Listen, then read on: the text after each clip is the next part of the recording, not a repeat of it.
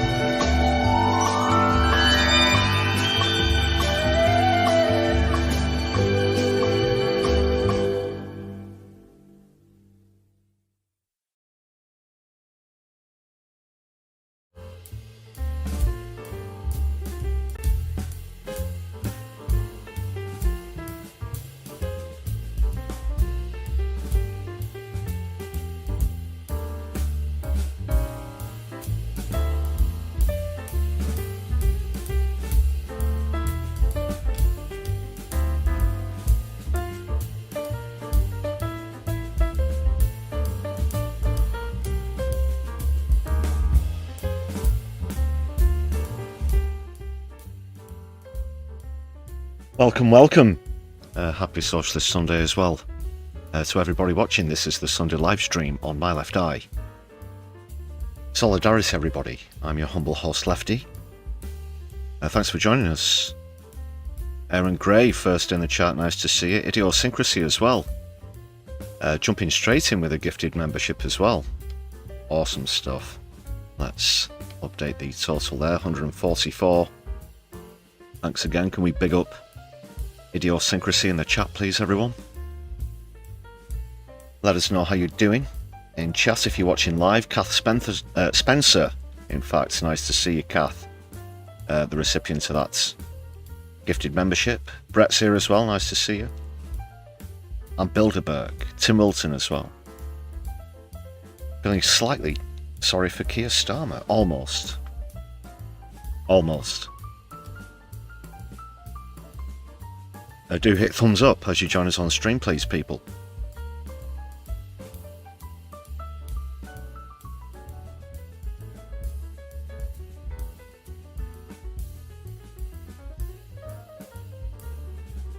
Oh, we've got quite a bumper stream, as always on Sundays.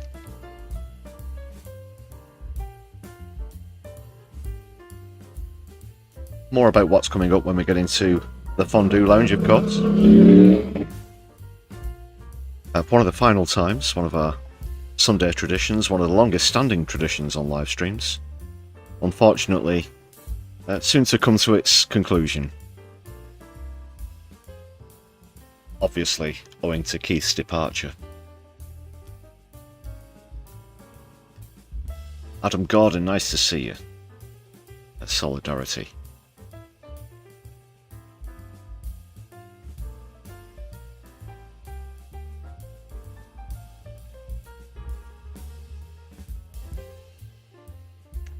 Quite a week it's been. quick update actually on that Anne Widdecombe story. Of course, now believed to have been murdered inside a house. A few updates where that's concerned. It's now believed that the incident took place on Wednesday. The 26-year-old who was initially arrested has been released with no further action, so that rules him out.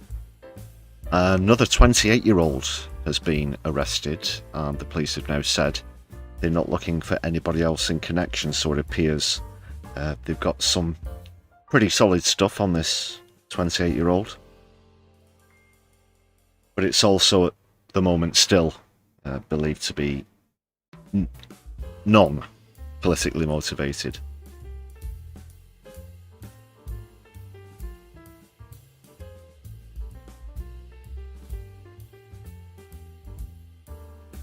Yeah, wasn't a fan of Widdecombe myself for many reasons. The time will come where I can expand on that. It just wouldn't be in good taste at this time. As soon as too soon goes, don't worry, I'll be opening the taps. But yeah, nonetheless, still shocking news.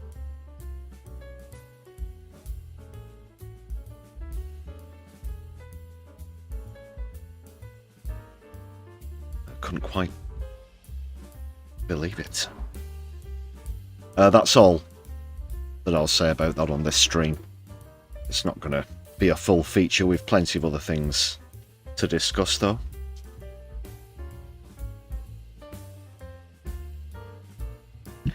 Yeah, idiosyncrasy. I think a day or two will be just about right before the levy breaks.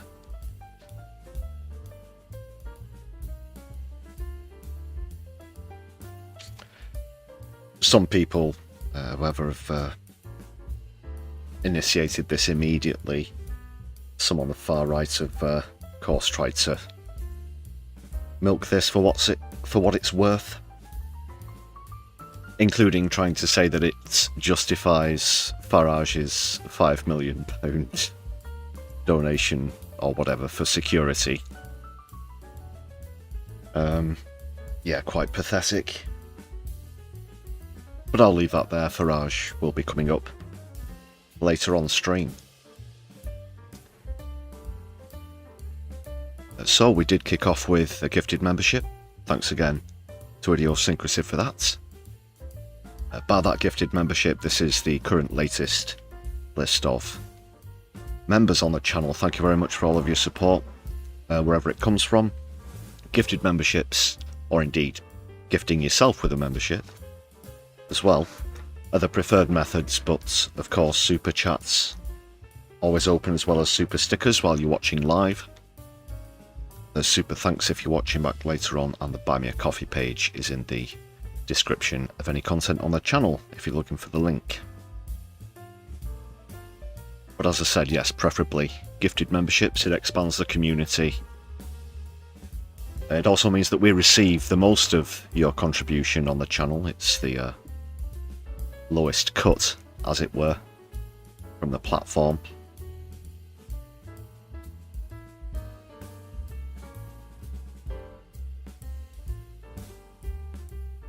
And you can also help us out by sharing us on your social media. If you are watching on a mobile device, please consider gifting us some of your hype points. That's a pretty new feature. If you hit thumbs up, it should ask you if you want to hype the video.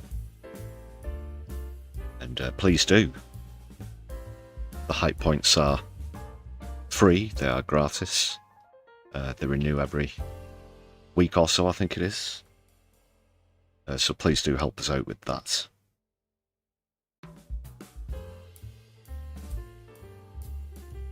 That's particularly important at the moment, people, because we do have algorithm issues. There's a wider algorithm issue as well. As I've mentioned before, I don't know if you, dear viewers, are aware, but just a very quick reminder. Essentially, mainstream media providers, the BBC, ITV, Channel 4, Channel 5, who are, of course, either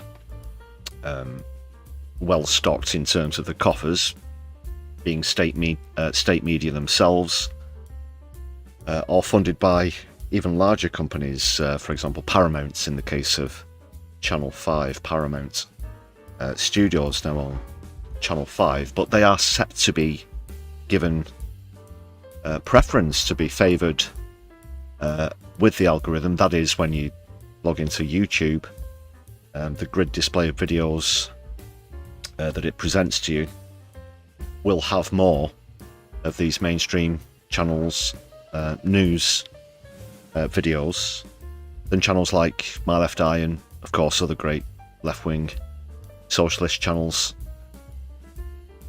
as well. So this is, of course, something that we're dead against.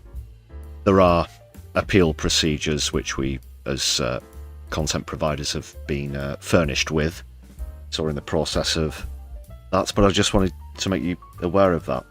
I hope that you share our sentiments, of course, that you come to YouTube for alternative media. If you wanted those aforementioned channels, you'd probably have your TV there or whatever, or you would go to those. So it's not just smaller channels like us. A lot of the other major alternative news outlets will be affected by this, of course. A lot of the big names spring to mind, the likes of Novara Media, TLDR, that kind of thing. So instead of being provided with a choice of our content, instead it'll just be Beeb, ITV, Channel 4 and Channel 5, and Sky as well, I should have mentioned also. So unless you have the mind to come directly to our channel, or perhaps you go through your subscriptions, you open your subscriptions page, we are going to be at a disadvantage on the YouTube main page. Sorry that was like pretty technical and whatnot and boring, but it is a pretty big issue as far as we're concerned. We'll get on to proper live stream things now. On with it. Yes, get on with it. Get on with it. It's always important to support your alternative media providers, people. Can you dig it? Can you dig it? Can you dig it?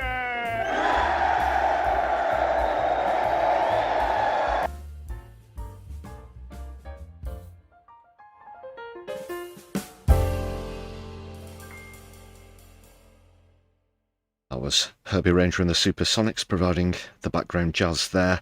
But now we go over to the Fondue Lounge and we'll see what's coming up.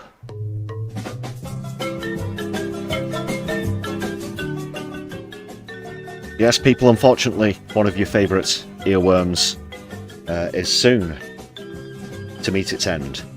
As soon as Keith goes, the Fondue Lounge goes with it, so perhaps just a couple of parties or so to go. Fill your boots with fondue, with the melted cheesy goodness, whatever, dip it in, whatever you like, because all of these characters here, they're all for the off, fortunately. We know how Mandelson's career's come crashing to its demise. Unfortunately, the man in the framed picture, Tony Blair, will still have his fingers on the strings, in the form of Andy Burnham, of course.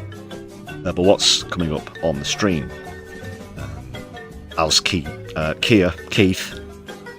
departs, of course, Rachel Reeves will be going with him, the current Chancellor of the Exchequer. We're going to take a look at her interview on the Laura Kussenberg show.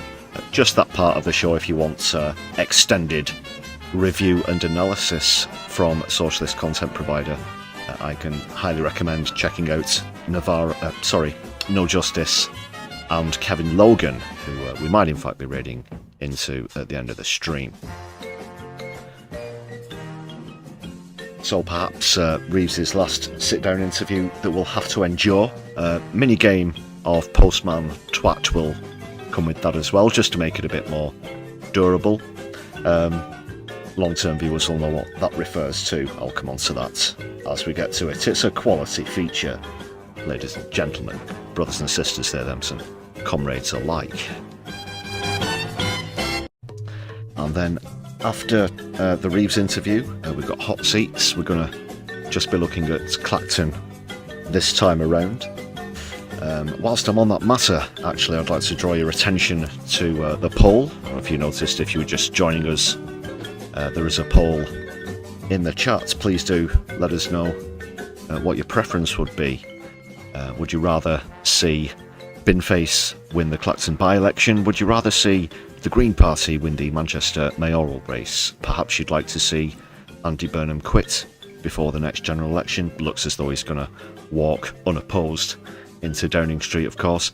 Or would you prefer to see Starmer lose his seat in Holborn and St Pancras at the next general election? Do share your thoughts with us. Currently, most of you, of course, with the ongoing Binface fever, prefer the first option there. 60% for Binface at the moment, with the Green Party in second. I'll keep you up to speed as we go through the stream. But of course, the Clacton by-election coming up, as well as a couple of other stats and polls. We've also got news from protest and protest where Palestine is concerned as well. Some more shocking arrests with Defend Our Juries, both at protests and with raids in members' houses as well. We'll be taking a look at that. There is some other good news to come as well where Palestine is concerned, and the B.D.S movement, in fact, have had a pretty significant win this week, plus lots more. So we'll catch up with Keith later. Thank you, Keith, who should have disappeared off the screen.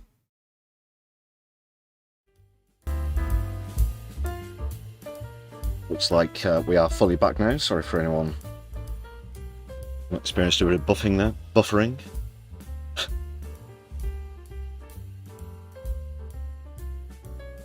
Yeah, should be all good. Right, we'll kick off with the comedy clip then. Someone who's not been on for a while. Noreen Skinner. There's a link in the chat. Really recommend checking this video out. Or the channel, in fact. Go and subscribe. And this is the latest of her Liv Truss impressions. She's actually decided she's going to have a punt in Clacton. Let's see what's happening. Hello, it's me, Liv Truss, here with a very important announcement, because I am coming back. Now, I've been witnessing this whole debacle going on in Clacton-On-Sea with Nigel Farage. Now, look, I know, I love that man as much as the next person does, but he deserves some proper serious competition in this by-election. Let's face it, at the moment, everyone's running scared, and the only one left is someone with a bin on his head. I am going to step up to the mantle and bring him some serious competition with someone who knows their stuff. I am going to be standing for my party, the Pork Party, where I will be talking about important matters such as homegrown British product from this fantastic continent that we live in. I will be talking and focusing on Swiss cheese, Iberian pork, and opening up my new pork markets in Beijing. Now, I don't know, I have no idea why it's called a by-election. I don't know why sexual orientation needs to come into it, but at the end of the day, I'm open to whatever I need to do. Now, how do you fancy voting for someone who actually is going to turn up to their constituency? I know, that is me in Clacton-On-Sea. Where is Clapham? Is it in America? Will Donald Trump be there? Ooh. Anyway, turn up for me and vote Livy. That's right, in my pork party. And if you don't, that's a disgrace. Noreen Skinner comedy. There you can see available on the Twitter, Instagram, the TikToks. At Noreen Skinner is the handle, and there's a link in the description. Of course, for the YouTube as well. Go and check her out. Well, she also actually does a very good impression of Rachel Reeves as well. The Rachel Reeves Pet Peeves series is one of my particular favourites. Highly recommend that one. And that gives us an excellent segue into the first item as we get into serious business here on My Left Eye. This is actually very serious.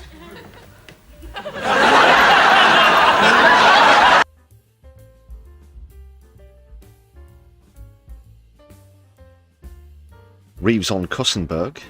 As I mentioned earlier, there's going to be a mini game of Postman Twat.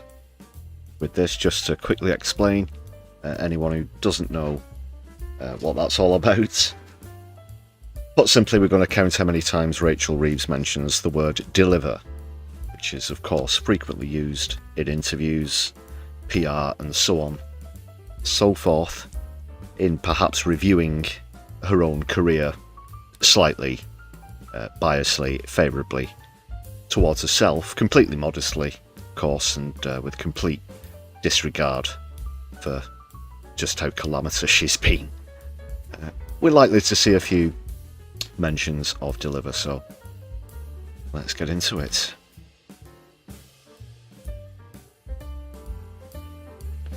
Very serious business, Sarah, and very serious indeed. This is a serious channel, all about politics and society from a left-wing point of view.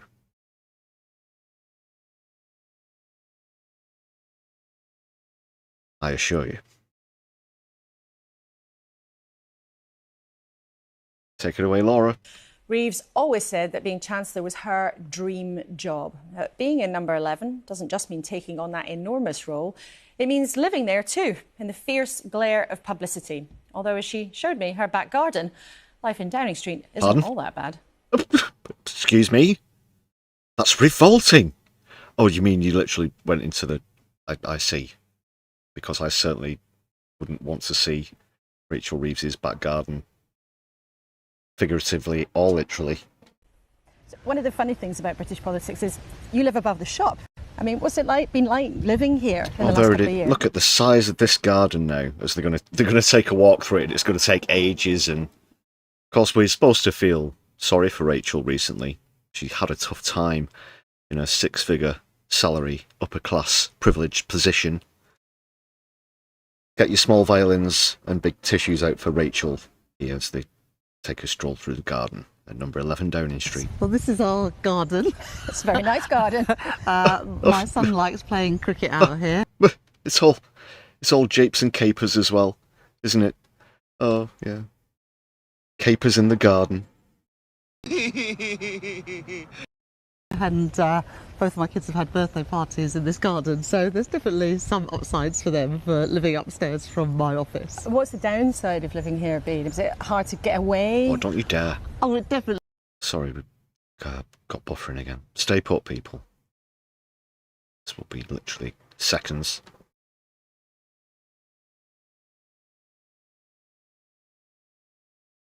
We're good here. I hope you're all good there. Just let me know in the chat.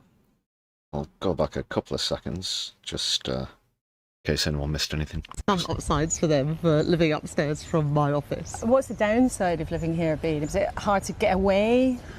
Oh, it definitely is that. And, well, you know, we got a cat when I became Chancellor. Part of the reason for that is that there are quite a lot of mice in Downing Street. So I've always held out against getting a pet, but I definitely prefer... Oh, this is already cringe. I haven't seen this, by the way, for anybody who has already seen it. Please, no spoilers in the chat. But it's already very cringe.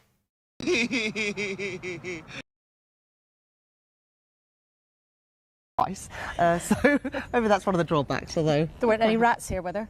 No. Not that I've seen. Chancellor, I remember almost exactly 2 years ago, we sat in exactly the same room, and you were fresh from that huge victory that you'd worked so hard. Probably so big she's never actually been in that room before. So we'll do it in this just little, well, we call it the utility cupboard here with the fireplace. Very humble, isn't it? Very of the people. Hard for, and I think everybody watching could tell how much it meant to you to be here. But why do you think that just 2 years on, that government you've been part of has come to an end? In the first 2 years, Because they're we crap. have delivered change. Oh, there's your We've first delivered off the quite radical bat. change in a number of areas. The number of kids That's all who've you. lifted out of poverty, the infrastructure investment in energy and transport. So that's one already. Now going ahead and properly. Obviously, you'll hear that noise I should have mentioned. For anybody who doesn't know, you'll hear that noise whenever Postman Swat's mentioned. What the fuck is this, Phil? It doesn't fit. Right. There we go. So that's 1-0 now to Postman Swat.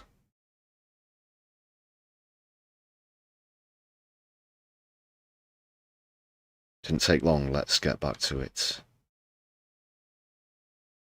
Funded, and we've been able to do that because, as I kept saying during the general election campaign, and since I've become Chancellor, She's you have to 100% build, personality, isn't she? growth and change on that rock of stability. Deliver and growth. trust that We're going to be going through the bingo card, of course.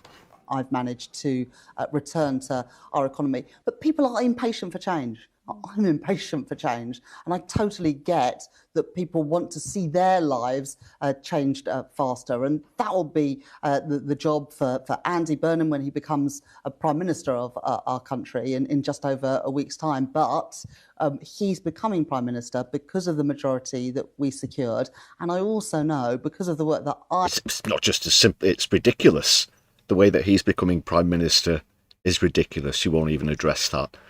Not one of the 400 plus Labour MPs have got the balls, have got the backbone to stand for the leadership, such as the lack of quality. They've all just been turned into cut and paste neoliberal, parachuted in clones of one another. None of them are capable of leading. No permutation of their number will form a successful progressive government. And again, it's an absolute disgrace if the best that they can put out is Andy Burnham, and he's going to walk into it uncontested. There have been a lot of occasions since I left the Labour Party that I didn't regret it, and this is one of those. I'm very, very glad to have cut my card up a very long time ago. Certainly don't regret it, and it's things like that that make me feel that way. I have done, Andy will take over an economy that is much stronger than the one that I inherited from the Conservatives just 2 years ago. Inflation is expected to go up again. The Bank of England's warned that interest rates might have to go up again too. And that most fundamental measure of the economy in people's real lives, unemployment, that's been going up in the last year or so too. Yeah. And some of the things you're leaving behind are going in the wrong direction. I do not accept the premise of that at all.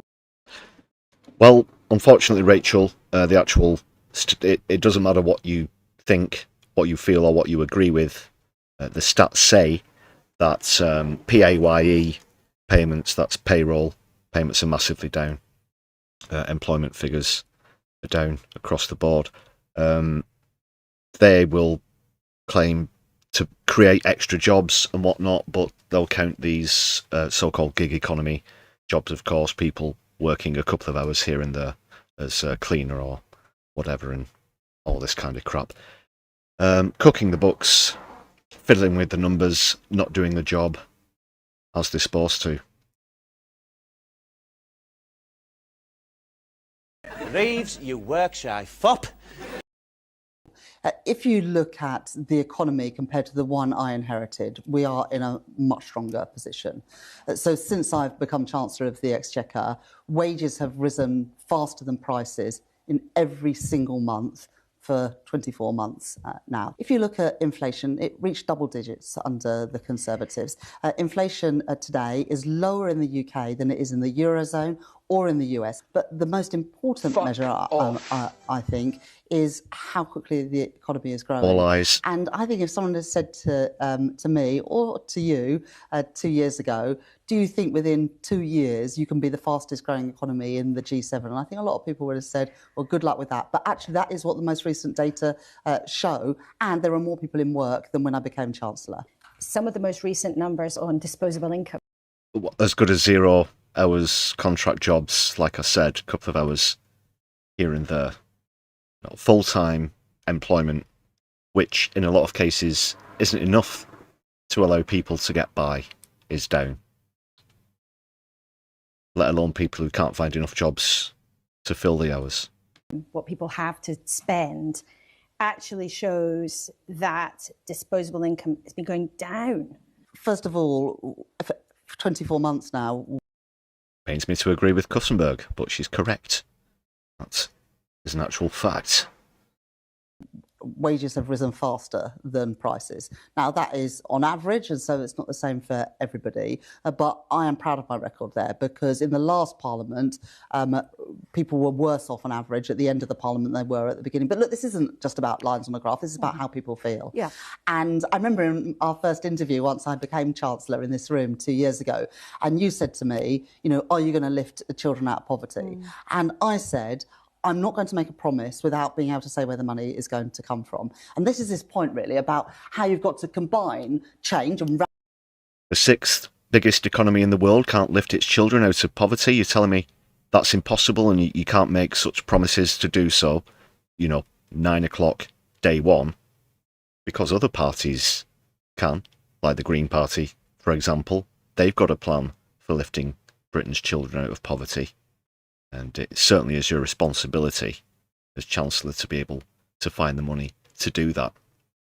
You can just as swiftly find 15 billion down the back of a sofa for defence. But you're very happy to keep 4 million children in poverty in the UK. And it won't surprise me to hear Reeves try and claim that they've lifted 500,000 children out of poverty or not. Whether that stat is correct, certainly have my reservations about that. That's but a fraction of the 4 million that we still have now, and that is very much a political choice. We're not fucking about here. Do you understand?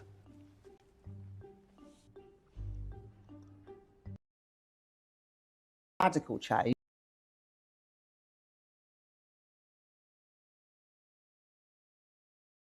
For some reason, the YouTube studio's not in a good mood tonight. I think it's back now. Might be the heat. I don't know. 2 years ago, and you said to me, you know, are you going to lift children out of poverty? And I said, I'm not going to make a promise without being able to say where the money is going to come from. And this is this point, really, about how you've got to combine change and radical change with credibility and with trust. And I wasn't, when I became Chancellor, able to say how we would fund that. But at my second budget, less than a year and a half into this Labour government, I was able to announce the lifting of the 2-child benefit rule within universal credit. And that was partly funded by changing... But the very rule that you put in yourselves. They'll act as though this was something that the Tories enacted and that they freed the nation from the shackles of.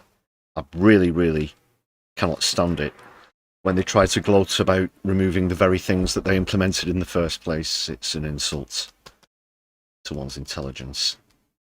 Gambling taxes. Because, look, for 14 years, I was an MP and I was in opposition. We were not short of promises on radical change. What we were short of was trust and credibility. Now, I have returned that trust and credibility to the economy and to Labour's economic policy. And because of that trust and that credibility, we are now able to do those radical things. But some of the big calls you... If you trusted and have credibility, you'd still be in the position. If you could be trusted, then sure, you'd be the perfect fit for Burnham. This wouldn't be an outgoing interview, would it? ...you've made damaged the government's authority and damaged the trust that... And Smith in the chat, sorry, don't know the pronouns, but the claim about the fastest growing economy in the G7, yeah, in real terms, we don't have growth, we're going backwards. And again, if all of the things that Rachel Reeves was saying we wouldn't be in this position, Andy Burnham wouldn't be in the position that he's just about to be in, and neither would Reeves and Starmer. Very cool indeed. some people had in you. And for example, if you reflect back now, was it a good idea to remove winter fuel allowance from millions of pensioners without any warning? Well, I've had Obviously to not, make hundreds Laura. and hundreds of choices as Chancellor over the last couple of years, and they haven't always been easy choices. I've always tried to do the right thing. But if you are a pensioner watching this programme today, then you have had 2 increases in your state pension, significantly higher than the Talking increase about winter in fuel payments, not prices in the pensions. economy. Was And it a pensioners mistake? are They're supposed to get the pension as well. They worked all their fucking lives for their pensions. Rachel, talking about specifically winter fuel payments, which was pulling the rug out of a lot of pensioners, from under them, I should say. Fuel allowance, because lots of your colleagues haven't. Your next door neighbour, Keir Starmer, has hinted that actually that was one of the mistakes. Was it a mistake? I'm not going to go through all the different policies that we've announced, but I do know that pensioners I thought you were here to tell us how good you were, but you don't want to talk about policy. better off after 2 years of this Labour government. You just don't want to reflect on, we could go through. But it's a totemic one, the winter fuel allowance. She'll say, I did this and that, and this policy, that policy, aren't I great? But this one was absolutely atrocious. Well, we better not talk about policies. Very cool indeed. The question that people ask themselves at election time is, are me and my family better off? And I can say that because of the choices that And the answer will be no. Families in Britain, Unless you're a also billionaire. pensioners in Britain are better off than when I became Chancellor. But one of the other big calls that you made that really surprised people, really upset a lot of people in British business who you'd worked very hard to get on side, was making it more expensive for them to hire people with the increase in national insurance for employers. Reflecting back, is that still the choice that you'd make today? Because we know that the number of vacancies in the economy has gone down. Multiple businesses say that they've had to either get rid of staff or not take on new staff because of that change, and that's Laura, affected growth. There are more people in work today than when I became Chancellor. And we had the fastest rate of growth in the G7. And there are fewer job vacancies and unemployment's been going up. Well, the most recent data showed unemployment rate But actually come down. unemployment is higher Laura, than it was. God. Connect the dots, Rachel, because of the national insurance rises. People are going to take on more part-time staff, as I was describing earlier, to avoid that. There are more people in work today than when I became Chancellor. Not in full-time work. And the economy grew faster than the United States, than Canada, than France, than Japan, Italy and Germany, according to the most recent data. That was the biggest load of crap I've ever heard. And the wages that people are taking home are higher than when I became Chancellor. And what do you think happened to that money? No. The money that we raised by increasing national insurance. It went into our Not in national real health terms. service. And my job is making choices. And I had to decide whether I was willing to put up with NHS waiting lists fast approaching 8 million or whether I wanted to bring them down. And I made a choice that I wanted to bring those down, but I had to find the money to be able to pay for it. And you've argued clearly why you made those decisions, but I just wanted you to... And whenever Zelensky phones up and says, get your checkbook out, you go rushing into the drawer, don't you? Do you regret any of those decisions? Because look, it is the case, and there's huge amounts of evidence from businesses in this country that they feel those choices made it harder for them to take on staff, harder for them to grow, harder then for them to pay the taxes that would go to the things like the NHS that you so passionately believe in. I am absolutely certain if we could go back 2 years, there are choices that I made that would be different. But look at the big picture, look at the plan, look at the strategy that I've been pursuing. And that strategy was to return stability to the economy, to enable interest rates to come down. We are growing for the first time and seeing productivity growth. Then why are you sitting there having an outgoing interview? It's all cushy, and we're at sunlit uplands await us. In our economy at rates we haven't seen for a long while. The other thing that's been growing, though, is the country's debt. Now, you believe, and you've argued passionately, that you made the right big calls. But are you, as a departing Chancellor, potentially, worried about the level of this country's debt? Is that a concern to you? Well, of course. I mean, debt is approaching the same size as our entire economy. That is what I inherited as a Chancellor. But when I became Chancellor, I changed the fiscal rules that govern how much you can borrow and spend. And what we did with those fiscal rules, and this was a big change, and probably the most fundamental that I've made as Chancellor, it freed up £120 billion to invest in nuclear energy, in road and rail projects, particularly in the north of England, in digital infrastructure, so that we can seize those opportunities. As a result, we are investing in infrastructure in a way we haven't done as a country for a long time, and that is crucial. But if you look at the overall debt, the debts of this country since you walked into this building has gone up. Now, I know before you say it, that it is forecast to come down by the end of this Parliament. And before that... Yeah. And as you're saying in the chat there, it was the Tories and Blair selling the country off for personal gain that were part of that. Well, who do you suggest we play? Thatcher!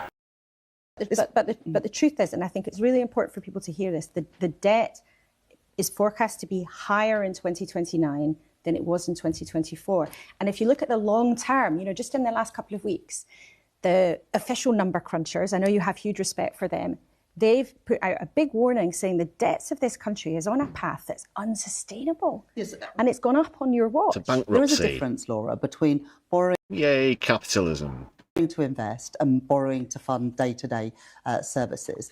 A little bit like the difference between borrowing to pay for the weekly shop and borrowing to buy a house. And it is perfect. Don't start with the fucking government debt is the same as domestic debt. Don't even start. Reasonable to borrow to fund infrastructure investment that will have a payoff over years and decades to come. No regrets. No, I think the most important thing that I've done as Chancellor is to change the fiscal rules, which has enabled us to invest once again. We are building new hospitals, we are rebuilding schools whose roofs were literally crumbling in because of concrete problems. So, no, it is the right thing to do to increase that investment. I remember watching the images of you walking into the Treasury for the first time, and you made a speech to the staff who were all assembled there to greet you. And I remember you telling us it was quite emotional to stand there as the first female Chancellor. Would you like to stay as Chancellor? Well, those are decisions she won't. Andy Burnham when he becomes Prime Minister. I'm not going to... Of course she would. It's a dream job. She said it was a dream job. Yeah, I bet it is. For the money that she's on, the amount that she actually worked. Reeves, you work shy fop. Preempt, and I'm not going to do that. But I'm incredibly proud of what I've done as Chancellor, and I know absolutely that when Andy walks through that door of number 10, and I'm excited about what that means for our country, and I signed Andy's nomination papers this week. I know that when he walks through that door, that he is not going to have the same problems that we inherited 2 years ago, because we have returned stability and trust to economic policy in the UK. And we have started that radical change of lifting kids out of poverty, investing in projects all around the UK, and in something that I know that Andy cares passionately about, and that's fiscal devolution. Are you not a bit worried, though, that someone's going to be Prime Minister who once kind of said, oh, well, the bond markets to which the country owes billions and billions of pounds are a bit of a pain and we shouldn't be in hock to them? Well, you're not worried about that? Andy was Chief Secretary to... Well, he's actually technically correct about that. Of course, who's really running the country? Unelected bond markets. The Treasury when my good friend Alistair Darling was Chancellor and my good friend Gordon Brown was Prime Minister. And Andy absolutely knows, as I do. Did you tell him that at the time? Did you tell him off? I don't tell people off. But Andy knows, as do I, that the most successful Labour governments are those that combine change and radical change with... Does Keir Starmer leaving within 2 years, having the majority that he did, even though it was a loveless landslide, does that really reek of success to you, Rachel?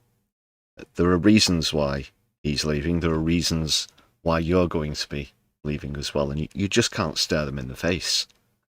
Denial isn't just a river in Africa, Rachel. These are people's lives who you've affected, and to sit there and turn around and say, oh well, we're in a better position now, and look what a good job I've done. It's just completely deluded. We're not fucking about here. Do you understand?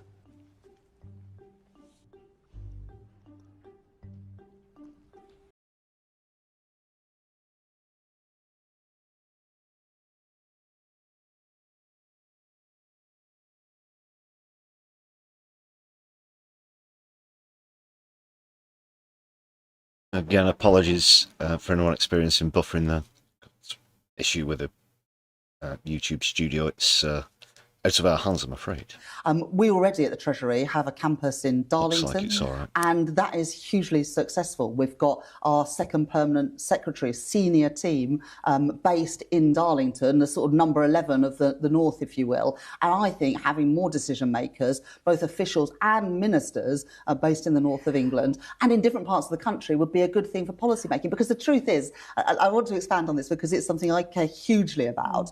The truth is there are different needs, but also different opportunities in different parts of the country. And if you hold power in too narrow a part of the country and too small a number of people with a sort of similar mindset and making decisions, they're not going to be the right decisions for places like my constituency in Leeds or Andy's in Wigan. You know, you haven't just been the Chancellor, you were a No highly substance experienced in that at politician. all. You've been on the front line, as it were, for a long time, and you were absolutely central to Keir Starmer's whole project. What do you think, reflecting back, is the biggest reason why it's come to an end like this? I think governing is hard today. You were crap. I was just with finance And you're ministers just from going other to European blame the countries Tories earlier, and that's it. this week. And governing is hard across a number of developed economies today. There have been a lot of shocks in recent years, whether that's COVID, Russia's invasion of Ukraine, now the conflict in the Middle East, increasing barriers to trade around the world. And at the same time those things are going on, you've also got this huge impatience for change, and I absolutely get that. And I think sometimes that change isn't happening at the pace people want it. You've got to drive that change forwards more rapidly so that people feel it in their everyday lives. But we have... You can tell when Kussenberg's had enough because she does a deep inhale ready to interrupt and ask the next question. Nina Sadie, nice to see you in the chat. Solidarity, thank you very much for joining us on Socialist Sunday. Yeah, it's a tough poll, but please make your choice. That's a reminder to everybody else as well. Which would you rather prefer to see?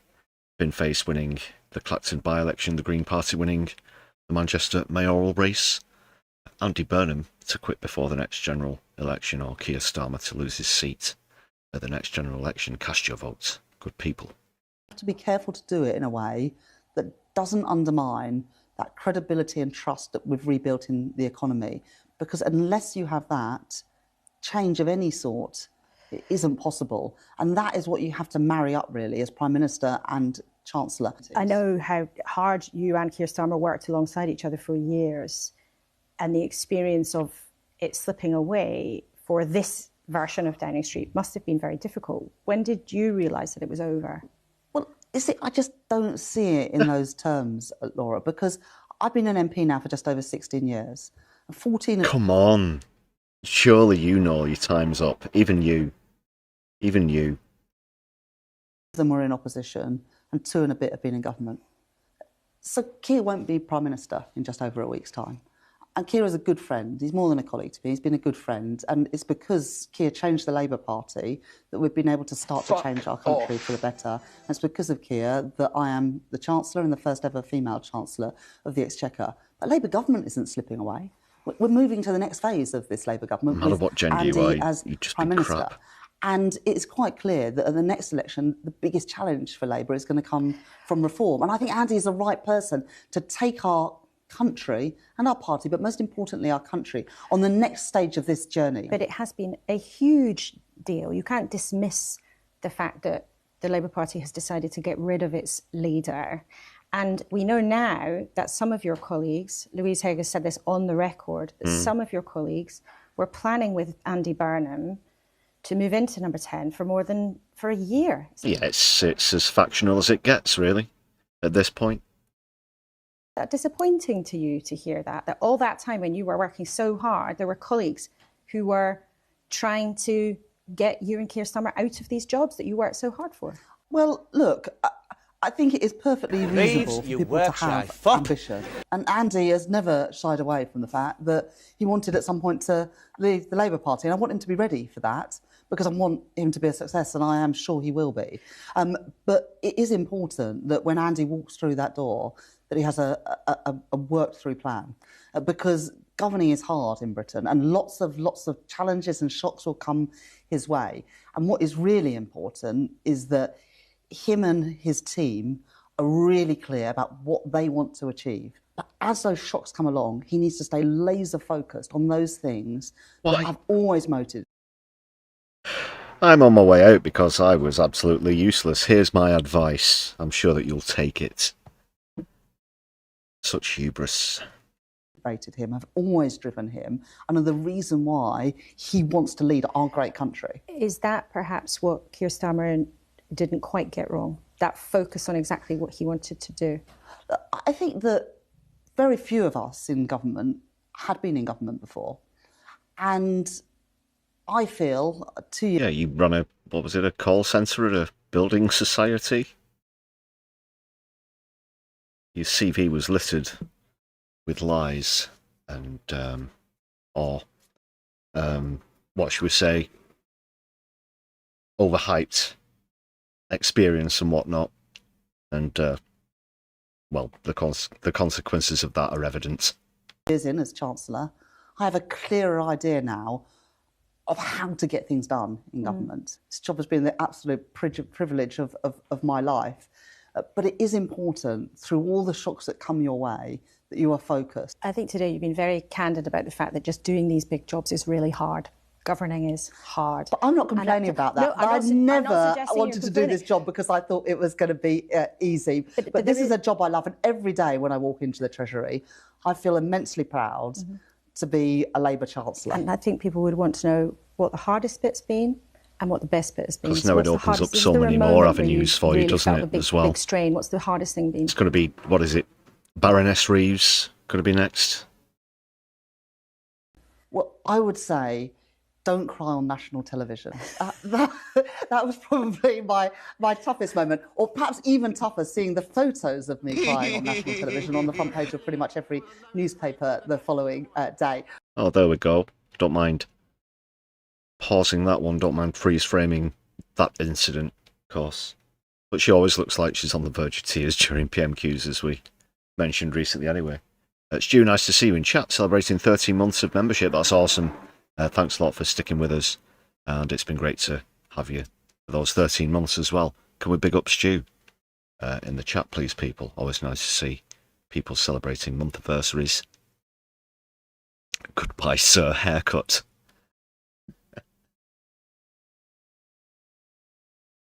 Very good, Tim. Very good. But even that day was better than the 14 years in opposition when I was powerless to change anything in this country. I don't want to pry about it unnecessarily, but you raised it. Would you tell people what was going on? Because there was a rumour you'd had a fight with the Speaker and something else had happened. But it was a tough... God, what? That absolute flannel.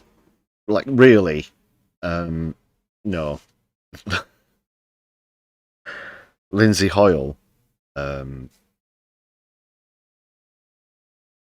sure isn't particularly intimidating, even behind the scenes. Come on, if you can't stand up to that guy, Jesus Christ, what kind of backbone are you supposed to have? Let's see what she says anyway. That was just what was inferred. Day, and we all have tough days, you know. A tough day. Friends and people. Yeah. A tough day. Just killed some pensioners and kids. Wrote to me saying, that happened to me once, and the only difference is that I was on the telly, and so people had difficult days at work, and that was one for me. But yeah, and that's where you should cry, not on the television. So that was my toughest day. But standing up there and delivering a Labour budget, standing outside number 11 Downing Street and doing that. But actually, you think about the people I'm in this. Another for. On the board. I went to a school and I spoke about this actually in my Labour Party conference speech last year, and it really brings home to me why I'm in this job. And it was a breakfast club. It was 8:30 in the morning, and I was sitting on the carpet with this little boy, and he was playing with his Lego. You to stick your fucking breakfast clubs up your fucking arse. That's not what I'm saying. They're a good idea. But when the back's against the wall, it's what they always come out. Oh, there was something, was it in Bedfordshire somewhere? Pathetic. And he was really proud of... Very cool indeed. He was telling me all about it. And he was incredibly engrossed. And he was a really engaging and captivating little boy. And at the end, I spoke to one of the teachers about him. And did you look him in the face and say, look, you're going to die because of climate change? And the teacher said to me, do you know what, Rachel? When we started this breakfast club, this boy didn't talk. He didn't talk at all. Oh, fuck off. Oh, and now you're the messiah, aren't you? You've come in with your breakfast club, and now he talks. The breakfast club provides more. And what were his first words? God, that woman who came over here was an absolute cunt, wasn't she? Than the teacher's time or the breakfast cereal. It provided an opportunity for that little boy and thousands like him to get to school a little bit early, to have that time, maybe a bit more personal time with a teacher or a teaching assistant, to start the day ready to learn, to have maybe his horizons... You're making this up as you go along. ...expanded a little bit. Very cool indeed. A better future. And so for all the tears and all the difficult days and the mistakes perhaps that I've made, it's absolutely worth it to know that that boy has got chances and opportunities today that he wouldn't have had without me as Chancellor, without a Labour Chancellor. And one final question. You've looked about prominent female figures in politics. I think one of them's even on the table, casually laid there. Jesus if you were Christ. writing about yourself, what would you... Sorry, there's loud traffic going nearby. say? Well, I don't plan to do that, but look, I will go down in history as the first female Chancellor. But no, you will just go down in history, and that's about it. It's people who? Rachel Reeves said, "Oh God, it rings a bell." Was it some sort of nasally toned robotic delivery? what I really hope is that something I said actually when I gave my first speech as Chancellor, that I would know my time in office was a success if young women and girls felt that there should be no ceiling on their ambition.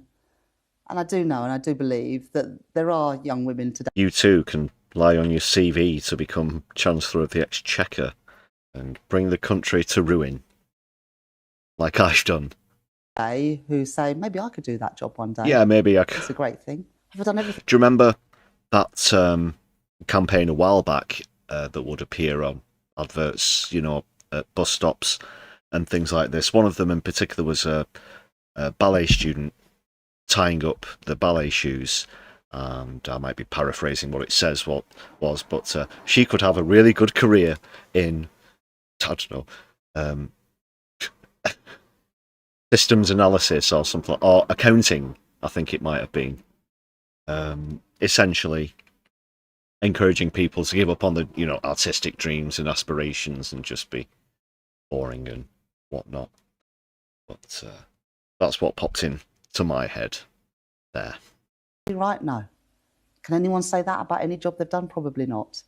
But the big decisions I've made that have enabled our economy to grow, interest rates to fall, and inflation to be tamed, and those everyday choices about libraries, about breakfast clubs, about free school meals, around lifting kids out of poverty, about reducing NHS waiting lists, spending more on defence, investing in the infrastructure that our country needs. Those things have changed because of the decisions I've made. We've got NHS as well. Rachel Reeves, Chancellor, thank you very much for speaking to us. Base is covered. Softball as usual from Kussenberg. 2 mentions of Deliver. Fewer than I would have anticipated, if I'm being perfectly honest. What did you make about that? People, do let me know in the chat. That was the biggest load of crap I've ever heard.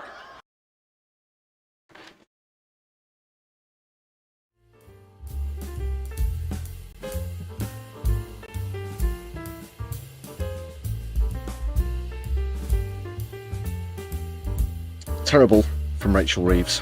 Very poor indeed.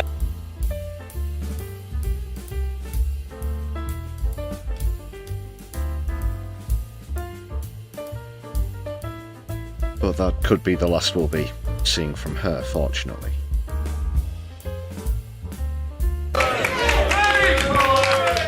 Very poor indeed, ladies and gentlemen.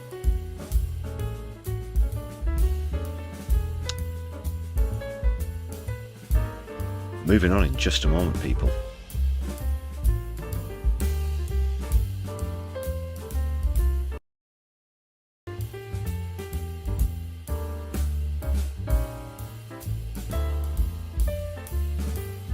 On with it. Yes, get on with it. Get on with it. Hot seats coming up next. Just Clacton. Now, something to feel a bit more positive about after we've been through that Rachel Reeves interview. Yes, let the good times and the good news come. Let's see what's happening in Clacton, people. Today I will resign as a Member of Parliament for Clacton-On-Sea, thereby forcing a by-election.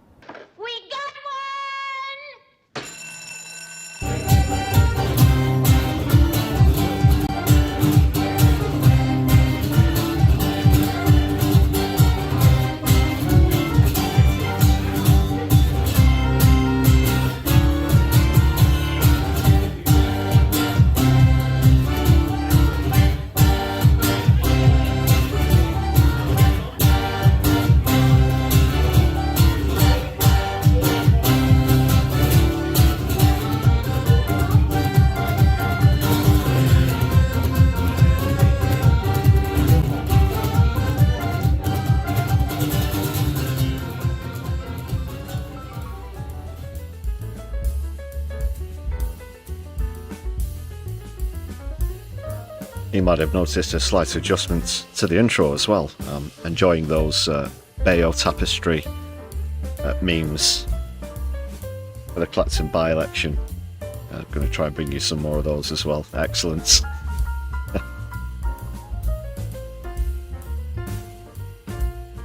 Yeah, the news is just as excellent as it is unbelievable.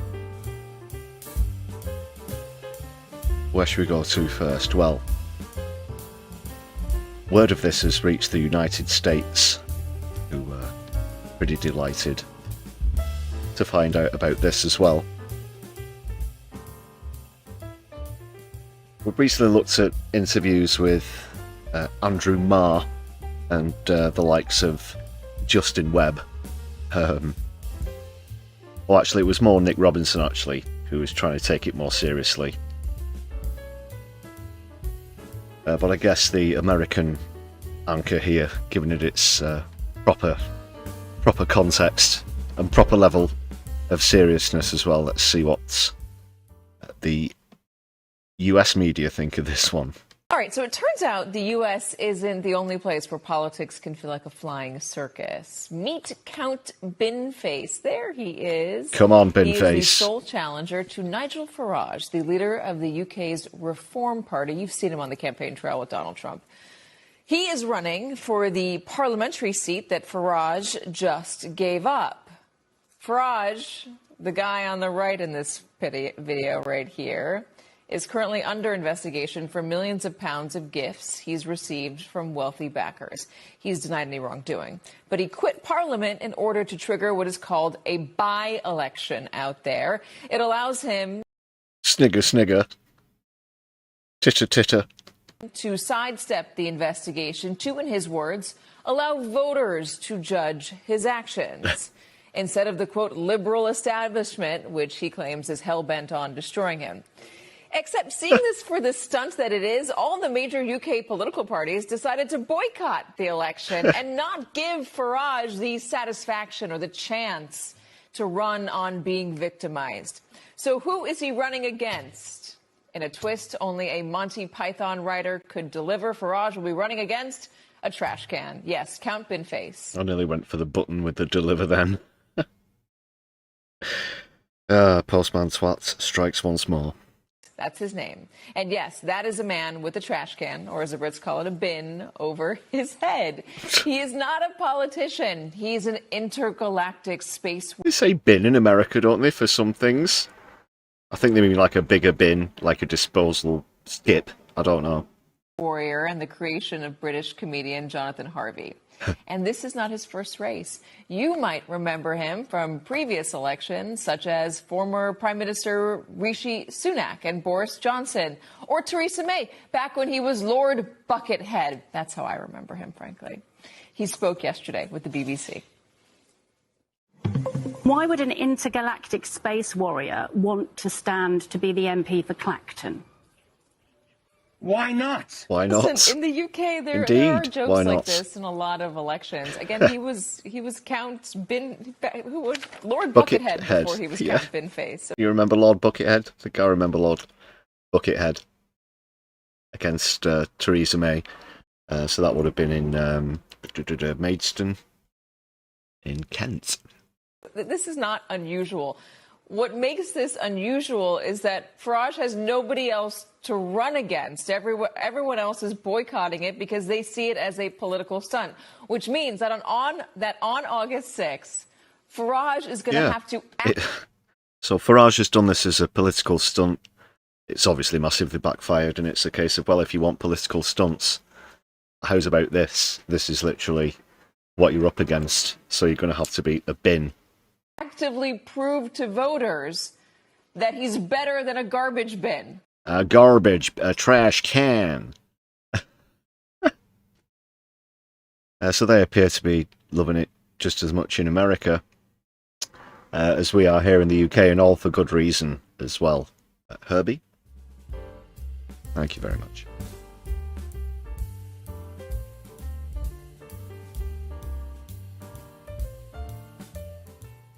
Of course, speaking of those races he's been in before, we mentioned the one against Theresa May. He also stood against Alexander Boris de Pfaffel Johnson once in Uxbridge, which was, I believe, the origins of his policy to move the hand dryer in the gentleman's lavatory of a pub by the name of the Crown and Treaty to a more sensible position. But I'll tell you what, people, I'll say this, ladies and gentlemen, brothers and sisters, they, thems and comrades alike, Count Binface is someone who follows up on his promises. Let's remind ourselves of that as we take a look at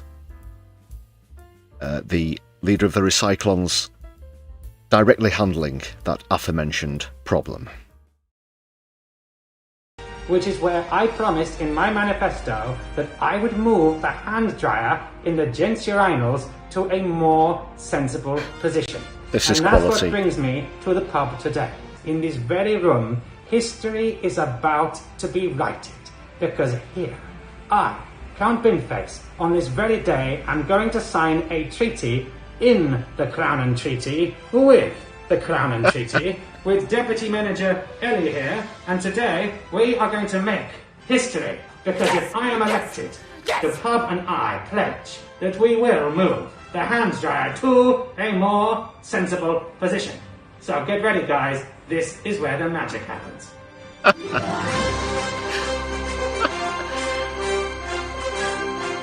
And did you see that? Did you notice that, people? Yes, he is a true lefty. He's left-handed, you can see there. He's sinister in his signing of the treaty. Left-handed. Excellent. Excellent. What can you say?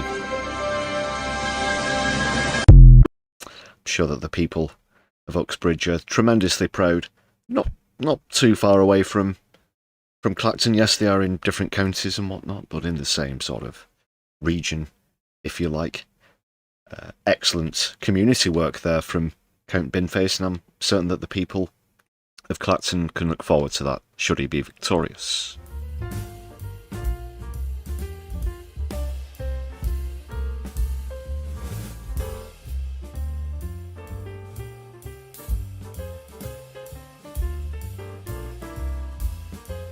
Other policies include the capping of 99 ice creams at 99 pence, and also the nationalisation of the popular British singer Adele.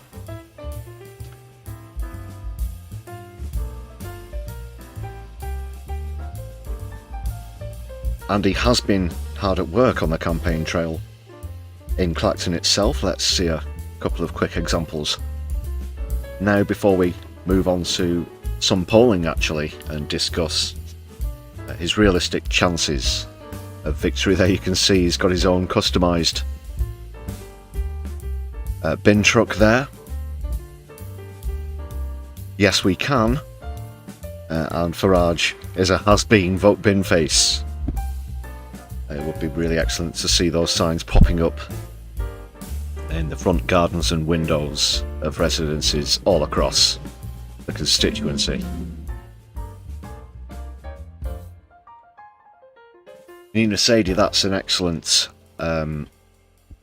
policy as well, yes. The insistence that water company CEOs have to swim in their own polluted rivers.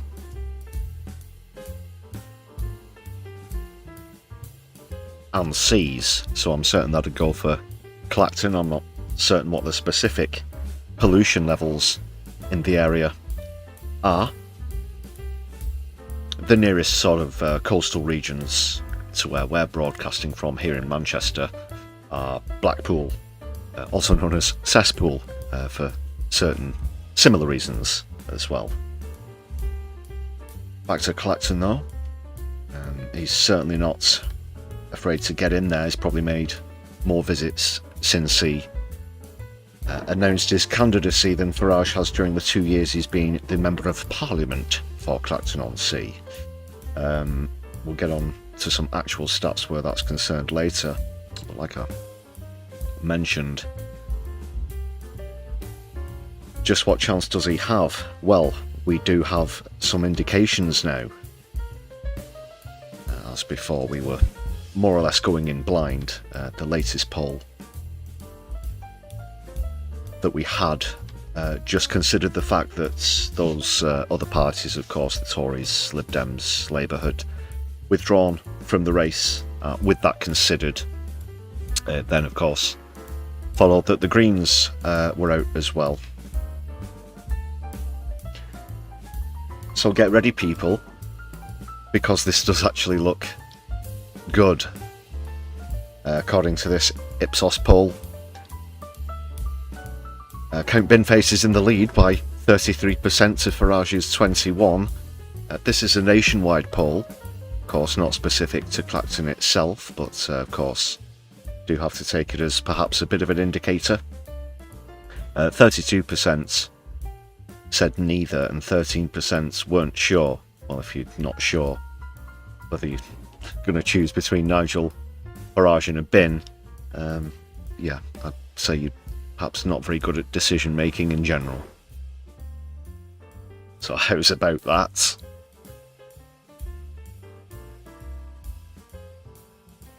We really want this to happen, of course. We're backing Count Binface officially here on My Left Eye as our full support, and it really would be the perfect way to end this ridiculous nonsense with Nigel Farage and reform.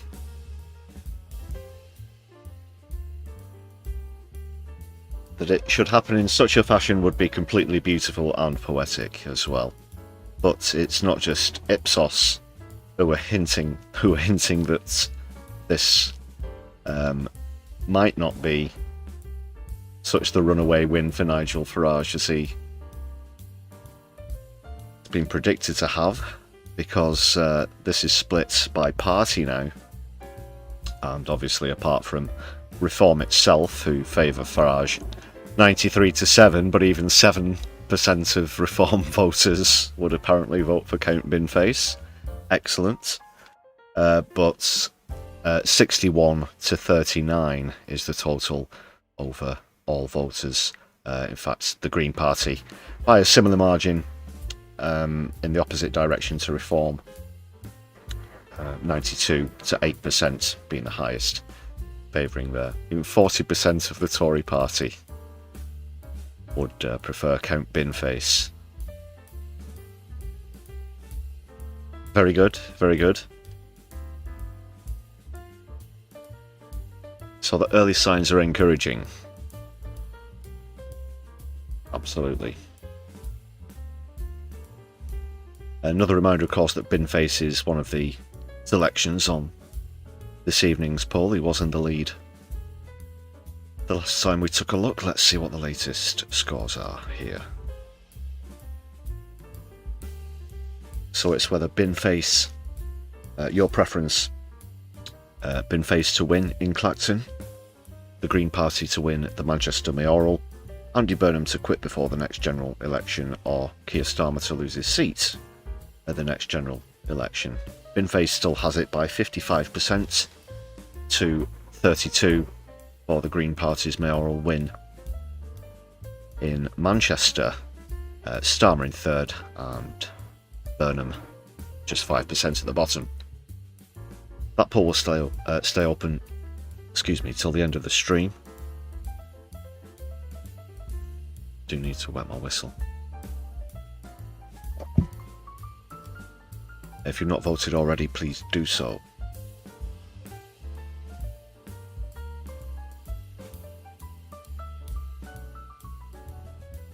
So I mentioned how Binface has probably spent more time since he announced his candidacy in Clacton than Nigel Farage has. Since he became MP, let's take a look at his record, let's take a look at some of the stats, let's take a look at some of the reasons why people will hopefully consider voting for the leader of the Recyclones. This is how Nigel's chosen to support the British people. Just one meeting out of 42 at meetings of British Fisheries. That's while he was a MEP. As a Member of Parliament, he's voted in just one out of the 77 votes in Parliament that have taken place. He's not had a single surgery in Clacton for his constituents. Of course, he spent an overwhelming amount of his time in the United States licking Trump's boots, but not a single surgery in Clacton. And of course, as an MEP, he was fined $35,000 for misuse of money, and he's just taken a £5 million backhander, which has of course been the catalyst for this by-election. He thinks that instead of the proper investigatory bodies, that the people of Clacton will decide whether he took a bung or not. Not a great record, has to be said. I didn't have time to squeeze this into the last stream, so I'll just see how much I can tolerate, to be honest. Because it's Times Radio Vox Pops with the people of Clacton. This was before Binface, I think, announced his candidacy, but let's just try and see what the mood in Clacton is. But I'm probably not going to watch the whole thing, to be honest. Tell me how you felt yesterday when you learnt that you're going to have a by-election. Obviously, it was a bit of a shock, first of all, but again, he's trying to prove a point, and they seem to be picking on him at the moment. Sorry, just this lady looking straight into the lens with, am I on the telly? Am I on the telly? Is it us? Are we on the telly? Picking on Starmer, who's obviously, there's lots of our children now, more children out of Don't work, look into the camera. etc. like that.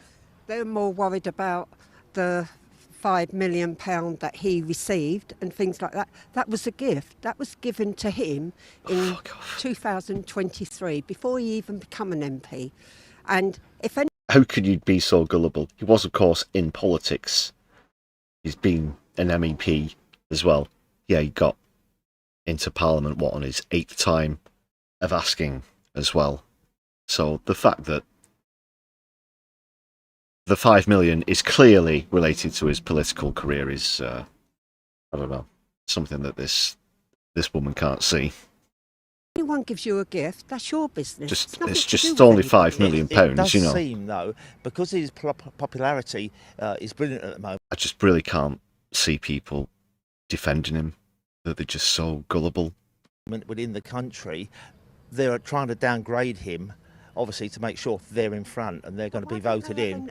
Election. Why don't they ask the people a general election now? Starmer's going. Have a general election. They're frightened because they're frightened that Nigel is going to get in. Even Burnham, he's come in now into there. We haven't had a vote about this guy. We never know. He's up in Manchester coming. Now he's going to be possibly the Prime Minister of this country. How do I feel? I don't really feel anything for it, really. It's unnecessary. It's all a political game. We're doing it for... I'm expecting some pretty right-on stuff from the guy in the cafe here. For distraction. You know, we've got 5 million reasons, haven't we? Yeah. Why do you think he called 5 million reasons? As a distraction. Man's under pressure. Doesn't do anything. Self-centred, self-serving. It is a distraction. People will vote him in round here. As I say, I'm quite pleased that the major parties aren't going to... Like I said, of course, this is before Binface announced he was standing. Put any candidates forward. They shouldn't. It should be just this guy making a mockery of a system. You do have an alternative candidate. We don't know the full list of candidates at this point, but Count Binface has said he's going to run. Yeah, I'd vote for Binface. And I've lived in Clacton Oh, since so 1977. they do know. Okay. And I think we've just become a political circus. You know, it's just we are. We're a tool for his profiteering. Does there seem to be a point to you? It looks like he's going to stand almost unopposed. I mean, him against Count Binface. What's the point of this? It's Binface in the polls. You know, so I don't think it's going very well, is it, this interview? No, it's going fine. I want to know what you actually... I've not picked up the paper yet to decide what to think, so I can't answer the question. Do you think you might be confused as to why he's done it or not very sure, and either of those options are fine? I'm not really sure why he's done it, you know, so, yeah. But you'll be supporting him? Oh, definitely, yeah. Tell me why. Because he's hoping for Here him we to go. sort out all the... The regurgitation moments. This is where we hear them just regurgitate the crap that's been put in front of them. Here we go. Stop the boats or something like that. He's coming off the boat. Oh, He's a man to stop him. You could put it in the bank. You could put it in the fucking bank, people. That's what Jeffrey thinks, don't you? Yeah. I swear to God, I've not seen this before. It was the way that she interjected. You can tell almost immediately. And are you worried about who's funding Nigel Farage? The fact that he's had this £5 million donation, there are question marks about who's funding his staff, security. No, not at all, no. Why not? Why are you not worried? No, I'm just not worried, no. I'd rather him get it than some of the others. They're just trying to get him out. You know what I mean? They're just throwing anything at him, just trying to get him out. So. Who's the they, do you think? If you say establishment, the other government. So Nigel Farage has said the people of Clacton will judge him on his actions. How do you judge him? He's a winner, isn't he? And we need him. We need Nigel to... He fought for 25 years on his own. He was like the Jeffrey Boycott of the politicians. And you know what? That young man, David Cameron, he had the kahunas. God. James Hunt said that in 1976. Who's this guy? What the fuck have you been reading? To give us the vote, I want to see David Cameron and Nigel Farage linked together. Look at the fucking numbers. Mr. Cameron's well. I heard he wasn't too well. But the point I'm making is Nigel Farage is going to be Prime Minister, but we're going to have to wait 3 years because we're going to have an unelected Prime Minister, aren't we? Nigel, what are you going to do about it Can't you tell him what to do? Help him, Nigel. Nigel knows all the answers. Do you understand then why it is that Nigel Farage called Thinks he's got a direct line, well, a line through the Times as a conduit to Farage. this by-election? Yes, I do.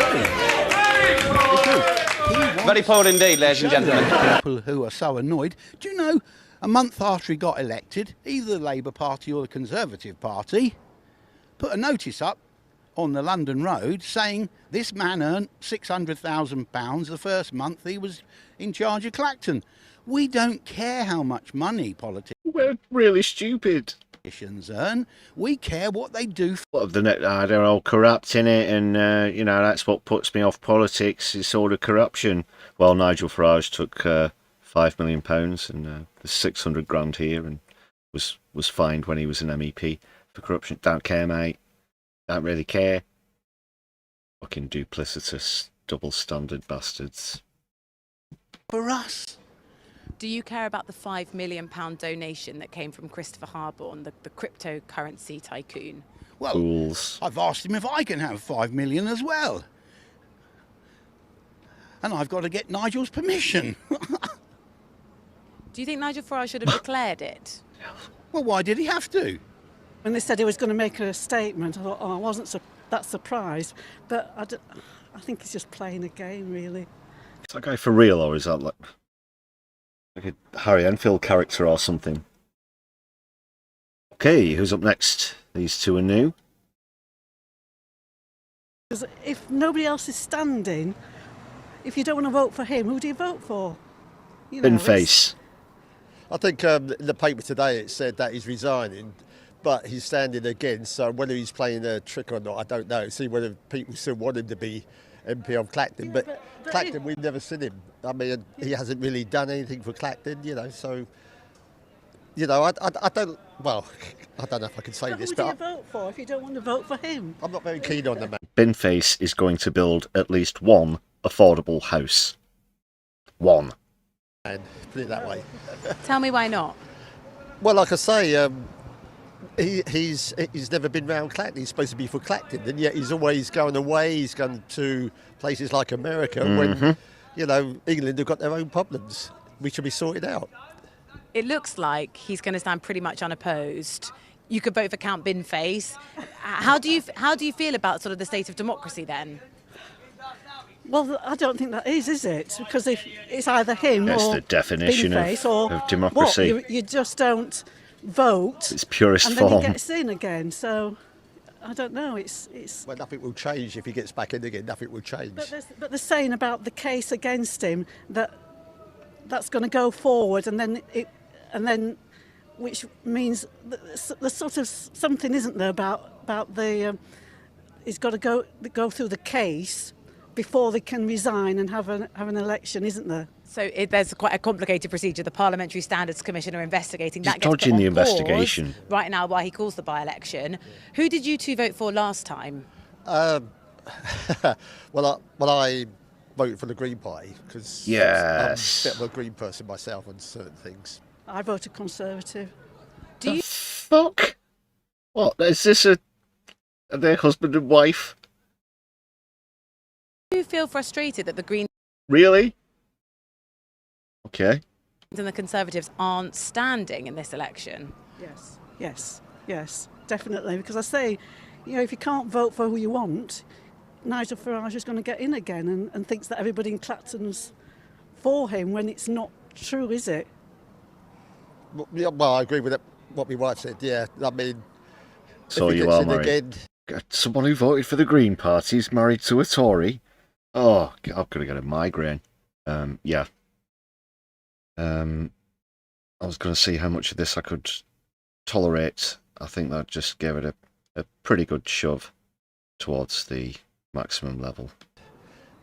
what will happen? You know, what will happen to the place? You know, I'm a Clactonian and I'm seeing things at the moment in Clacton going downhill. What with shops closing and Well, vote for the Recyclonian then. no support. Like 93% of your Green Party comrades would. Forget what Tory missus said. Just forget about that. Just, you know, it's your vote. One member. One citizen, one vote. Not one member. for shop owners and the state of repair of the roads. It's a common thing. It's the same thing. Do you understand, though, why it is that Nigel... Don't want to hear any more from these two. We've already done those two. Or is it just going to be... if it's just going to be going back to the... Okay, she's new. To call a general election. Who did you vote for at the last election? I didn't. Okay, why didn't you vote? Because they're all useless. Okay, so... They promise things and they don't deliver. So Ding. I'll probably do a better job myself. Do you Well then, get yourself a fucking People's Assembly together. And you can literally do that. Just saying. include your current MP, Nigel Farage, in that category? Yeah, probably, yeah. So he's resigned to call... no, he has, yeah. So will you be voting for him? Yeah, Tim, there's not going to be much more of this. This will probably be the last one. I generally don't like Vox Pops anyway. He's all right. It's just that there's very little to go on for how the public in Clacton are feeling. Guess, but he's better than most of them, yeah. Do you understand why he's resigned? She's got a tattoo of Winnie the Pooh. I don't know why I noticed and paused to mention that, or what the significance of it might be. No, I don't. I don't understand politics at all. All I know is they're useless and they should get people that know what they're doing and not promise things and then don't deliver. Bit like Binface. Binface, the hand dryer in the gentleman's lavatory in the Crowning Treaty in Uxbridge, is now going to be moved to a more sensible position. That's as much as it pains me to say the word out loud. Delivery. How do you think Nigel Farage has delivered for the constituents like Juries Clacton? Ding. Well, not much really, because the taxes have gone up and I'm paying... She is honest. I guess she's what you'd refer to as a positive abstainee. In this case, you know, none of them. Well, there was a Green candidate. I don't know. The thing is with Vox Pops, there are some red diamonds, but you tend to be talking to people who just have a general overall view of politics, if any at all. It's pretty hard to get into the granular stuff. much more taxes than I used to do. So yeah, I work really hard. I do like a 37.5-hour week, and then I get taxed like 400 quid a month, which is ridiculous. Yeah. Do you think you're going to vote at the upcoming by-election? No, I don't. I never do. I don't think it's any point, because they say they're going to do it and they don't. It's like Labour promised loads of things and never did it, so what's the point? I think it's a waste of money. It's already been... Was it... I'm not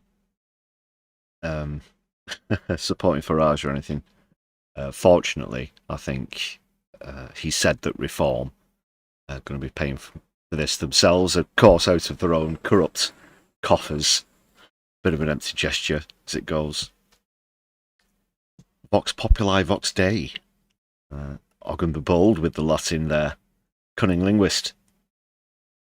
Just over 2 years. We've had a... Adam, 37 a week. I don't know. It's, well, they say 40 as full-time, just shy of 40. You do 48. Yeah. A lot of people as well doing more than 40 hours and struggling to get by. A lot of places only offer perhaps 37-hour contracts as well. Of course, it depends on the company. Election then, he's got voted in.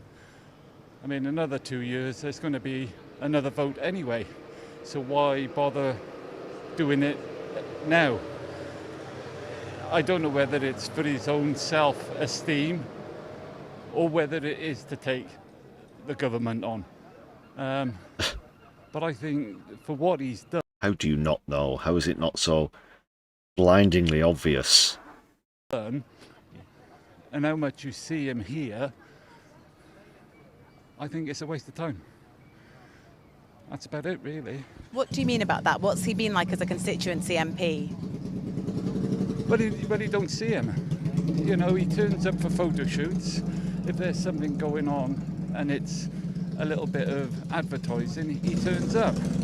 Otherwise, he's off jetting around the world, being with all his mates and that in America.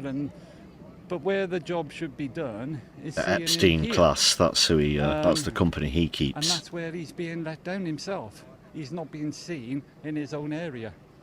Who did you vote for in the last election? I actually voted for reform because I wanted to see change, but nothing has changed. Adam, these are the people, the voters of Clacton-On-Sea. Not what we can see, and you can ask most people in Clacton probably. There's not much change. Who will you vote for in this by-election? Well, at the moment, nobody is putting up, as far as I know, so it's going to be him. But until the time comes round to see who it is, I haven't made my mind up. I might change, I might stay the same. I don't know yet.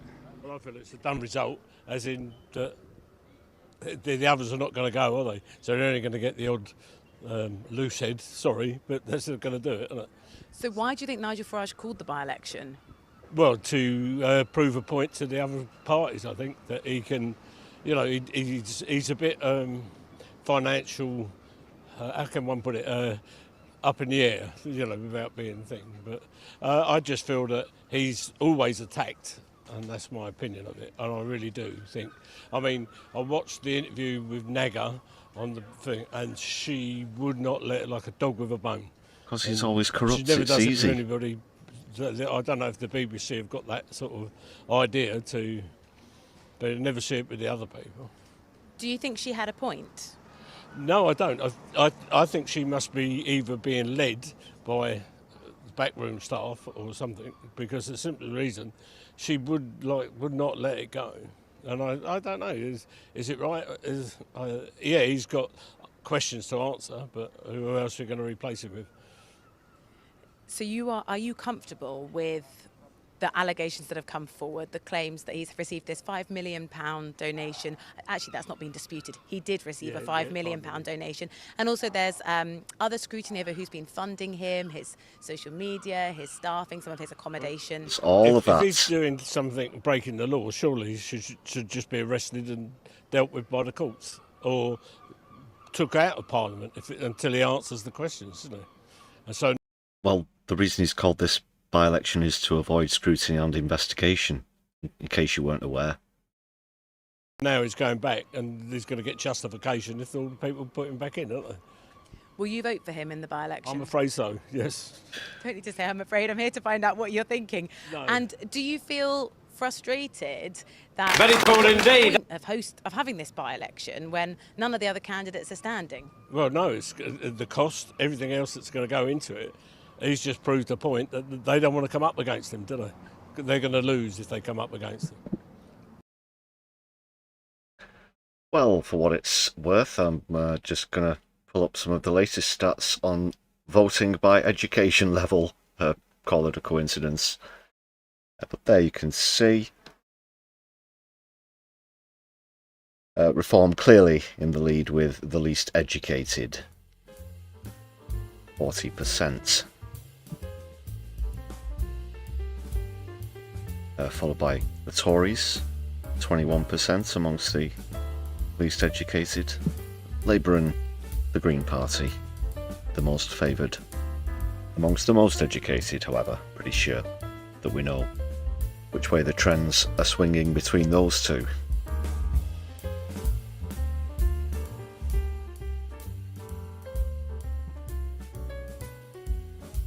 I'm not saying this about the people of Clacton-On-Sea, or, you know, wink.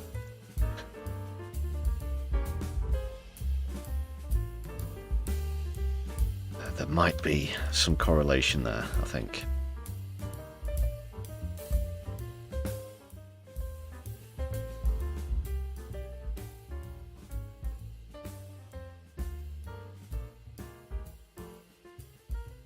Yeah, medium educated, lukewarm about Labour Party and the Lib Dems as well, as you say there, Tim.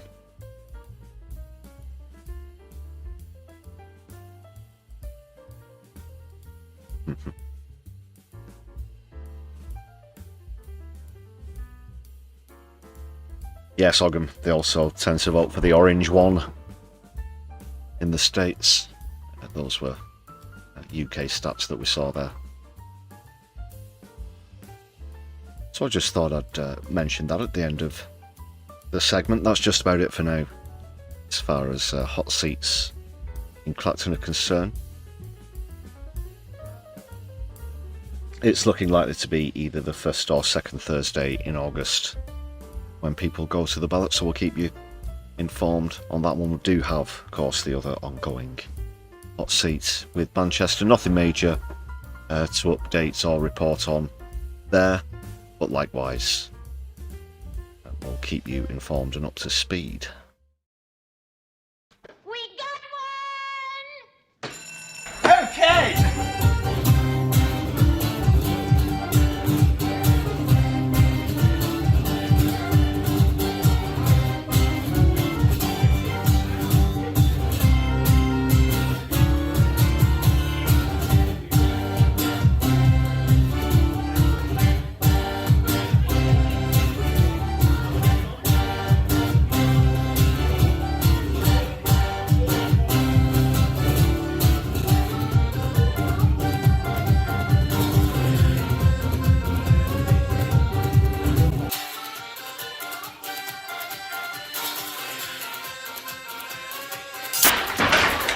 Music's too loud. The neighbours have been complaining. You just watch your steps, sonny.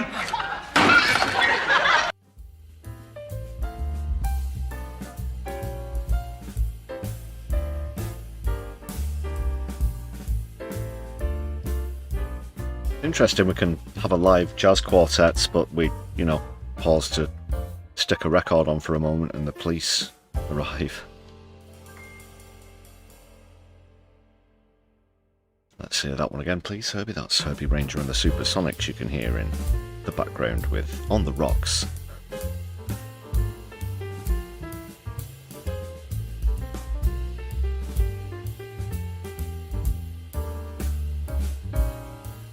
Great.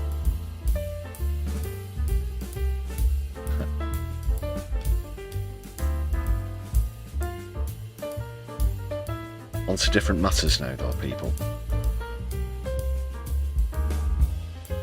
A slightly more serious tone to begin with, but we'll end with some good news on the topic of political protest. You might have heard there were 5 raids at the addresses of supporters of Defend Our Juries this week. There was also a demonstration at New Scotland Yard, during which some supporters were arrested, including who you're going to see now, a friend of mine, fellow supporter in JSO as well, Rajan. Lovely guy, wonderful guy. He's been arrested with Defend Our Juries previously as well, at both Trafalgar Square and Parliament Square, if memory serves correctly. And this time gave a fantastic testimony outside of New Scotland Yard. Let's see what's happening.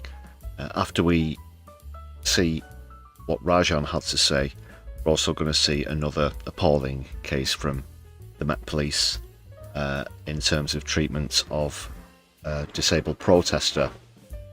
But first of all, this is Rajan's testimony. I would like to read a part of a letter which was sent to Sir Mark Rowley, the Commissioner of the Metropolitan Police. And this part applies to the people here, the officers here. Many of your officers are sincerely committed to saving lives and upholding the law. They understand that genocide is the ultimate crime, which degrades us all. They are familiar with the provisions of the International Criminal Court Act 2001, Section 52, aiding and abetting genocide, crimes against humanity and war crimes, which includes helping to conceal such crimes by targeting those who expose them. For these reasons, we are hoping to join forces with your officers, that's you people here, in protecting the children of Gaza, which is what we're about. I unequivocally oppose terrorism in every case. We are for peaceful civil resistance. I oppose terrorism at every level, and I particularly oppose the terrorism of the British state, which is now complicit in the war crimes and genocide, including infanticide and the piracy and the kidnapping and the torture and the rape, which are being committed by the apartheid regime of Israel. This is a proven fact. You know, go to the United Nations, and it's all there. And there are various organisations which are in peaceful civil resistance. They are not terrorist groups. You know, no matter how the law defines them, the fact is they are not terrorist groups. They're focused on the material and which is used for committing war crimes and crimes against humanity in the region around the apartheid state of Israel. And so, for this reason, I unequivocally support, because they are not terrorists, I support Palestine Action. You see, what Rajan is about to say here now is a crime. And I recommend that everybody here, including officers here, join, because you know that it's not a terrorist organisation, no matter how the law may define it. Thank you. I would like. Of course, that sentence written on the placards at the DOJ protests as well, and you can be arrested, as we saw there at the end, for saying it out loud. There's also another friend of the channel in shot there. You can see, maybe regular viewers will recognise Alex holding up the banner there. Shout out to Rajan. I won't name the other person, but really inspirational and really brave as well to do that right outside New Scotland Yard. Again, just to highlight the ridiculousness of this draconian legislation. There have been over 3,000 arrests now for people mostly writing that phrase on placards now. A series of videos were released with people saying it out loud as well. That was the reason for those arrests at people's addresses that I mentioned earlier. There have been at least 5 of those at the time of coming on stream. We've also, unfortunately, as I said, observed awful treatment of elderly and disabled protesters that defend our jury's protests. And there was another example at New Scotland Yard. Here, where a protester called John was essentially removed from his wheelchair in a completely undignified and unnecessary fashion as well, as you'll see in this clip, which speaks for itself and is another shameful indictment of the Metropolitan Police as far as we're concerned. You have to take the chair. You have to take the chair. Let go here. Let go of your hand. Take the chair. No, you have to take the chair. No, don't take me without the chair. You want us to pick you up in the chair? The chair will be coming to custody. No, take me with the chair. Take the chair. Please pick up the chair. It's my right to remain in my assistive technology. Take the chair. Ready? Thank you. Thank you.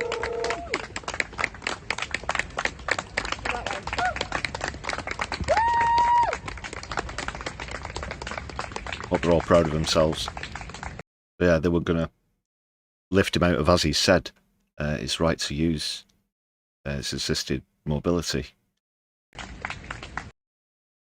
But of course, it might not come as a surprise that a lot of supporters of Defend Our Juries are pretty lawyer savvy.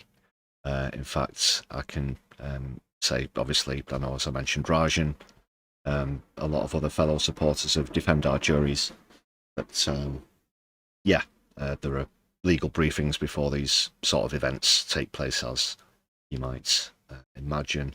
So solidarity with Rajan and John there.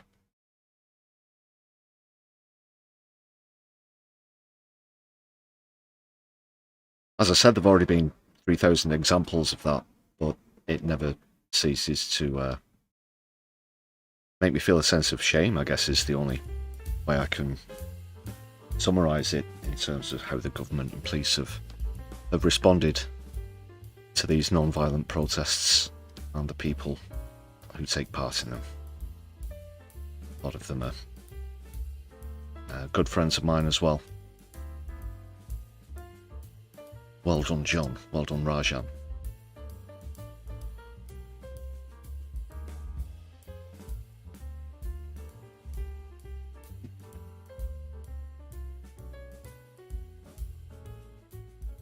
Let's pick ourselves up, people. Let's try and stay positive, though, as we always do.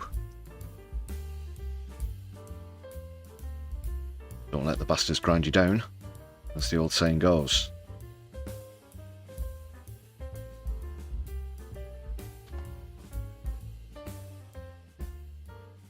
One thing to stay positive about is, I've got an example here of Zack Polanski standing up to the presenter on the Today programme on Radio 4 with their antisemitism bullcrap and whatnot. This is a very excellent, shining example of how to respond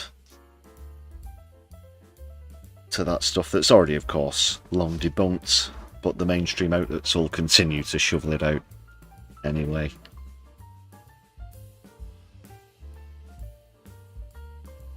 He's up. Aaron Gray taking a slight risk there in the chat. I think you just about get away with that one. That is obviously not me judging you on... I'm not about to boot you or anything. But the arrangement of the words, I think, is particularly significant where the law is concerned. Want the government to track the movements of British citizens who recently served in the IDF, the Israel Defence Forces, who have dual nationality. Now, the Board of Deputies of British Jews is deeply concerned about this. They've called it another attempt to demonise Israelis and promote an atmosphere of intimidation against British Jews. Is that something that you think is the right thing to do, to track those people? Well, you say it's controversial. I think what's much more controversial is the fact there's been an ongoing genocide in Gaza for years now that human rights organisations, Amnesty International and the United Nations have recognised as such. And we have British citizens who could be going to that country, engaging in a genocide, and then coming back. As with any British citizen who goes to engage in a foreign war, I think it's important that our government knows who they are when they come back. The fact Do that we track our own servicemen and women in those situations? Well, the point is, and I say this as a Jewish person, is that this is nothing to do with being Jewish. This is to do with the fact. No, but do we track British servicemen and women when they move around the world? What I'm saying is this a case of double standards? Are you calling for the tracking of people who served in the IDF in a way which would not be compatible with what we do with people who serve in our own military? But the point here is the IDF are committing war crimes. Yeah. If there is a British service person going to engage in a country that's committing war crimes, then yes, we should track them and we should be consistent in that. There hasn't been a court case just yet, but I'm still not sure. Well, it's not been ruled in the courts. Where's the evidence? The court hasn't ruled that it's genocide. You're saying there about consistency. You still, even though this has been described by the Board of Deputies as promoting an atmosphere of intimidation specifically against British Jews, that is still a policy that you stand by? No. Against those who have served in the IDF that might be guilty of war crimes, it's not. Yeah. What's the word I'm looking for? It's not being prejudice against a specific religion. It's being specific or whatever about people who've committed war crimes or might have allegedly committed war crimes. Surely that's something that concerns the courts, that concerns British law. Just how ignorant can you get? say the Board of Deputies are being incredibly irresponsible there, and I say that as a Jewish person. When we conflate criticism of the Israeli government with being Jewish, that makes me as a Jewish person feel less safe. These are two completely different conversations. Yeah. And again, you said a court hasn't ruled war crimes. Well, it's obvious that if there are war crimes clearly being committed, that are being called out, that we're seeing live streamed on our phones and on TV every single day, you don't wait until after the event for a genocide to happen. The point I was making, though, is that the way it works around the world is that we generally wait for, and I see the point that you're making. Unless it's Vladimir Putin or someone like that, of course. But we generally wait before we say that a crime has been committed. We generally wait for the result of a court case. I don't think we've waited with Russia. We've rightly called out their incursion and invasion of Ukraine. I think there is double standards here. Well said, Zack. Complete double standards, obviously. They'll still keep trying to serve that up, won't they?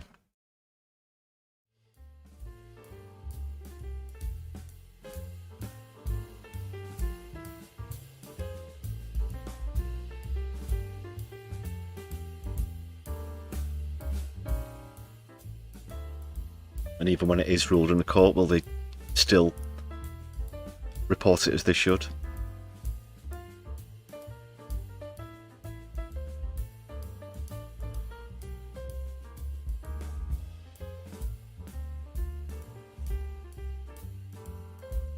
More on Palestine now. Again, trying to stick with the positive theme. And there's been another success where the B.D.S, the boycott, divest and sanction movements concerned, this time with the Israeli football team's sponsors, Reebok, pulling out of a deal. Let's see what's happening. Incredible breaking news. B.D.S has won. Reebok has ended its sponsorship deal with the Israel Football Association. Israeli media report that Reebok has demanded its logo be removed from the Israeli national team's uniforms. The same uniforms launched just weeks ago with great fanfare. The IFA announced it's looking for a new sponsor. Reebok had been announced earlier this year as the IFA's new sponsor after Puma walked away and the Italian brand Erea pulled out before delivering a single shirt due to backlash. Reebok thought they could handle that pressure, and they were wrong. From day one, they faced a relentless B.D.S campaign. Thousands of people flooded their channels, forcing them to limit comments on social media and humiliating them in front of their celebrity and club partners. And the result is now here. An American multi-billion-dollar brand has now dropped Israel in a matter of months. Your pressure has made the Israel Football Association untouchable. B.D.S works. So to any potential new sponsors, take note. You think you can handle this? You cannot. You think the heat will die down? It will not. Complicity with incredible. Good news. Excellent news.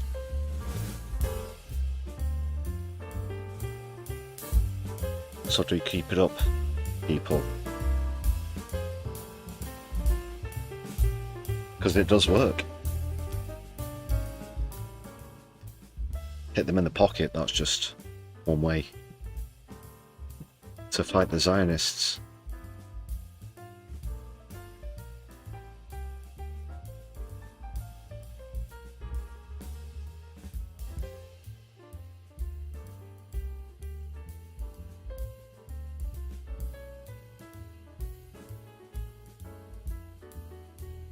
It's another time for a shout out to the members on the channel. Thank you, everybody. We do appreciate all of your contributions, whatever the source might be. Another very quick reminder. Super chat and super stickers are open if you're watching live. There's super thanks if you're catching up with us later on. There's also the Buy Me a Coffee page. You'll find the link for that in the description of any content on the channel. So do check it out. Thank you very much. Whoever you support us.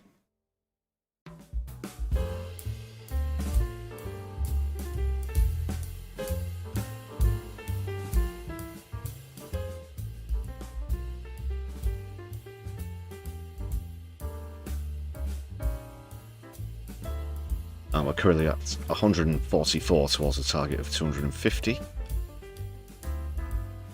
So we are edging closer towards the landmark 200 and then the 250 target.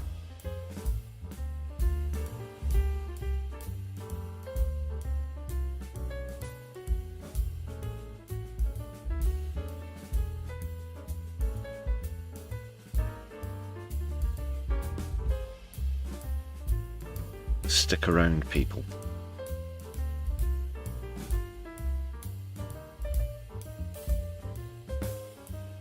We're getting quite close towards the end of the stream, but we'll be wading into some more socialist content.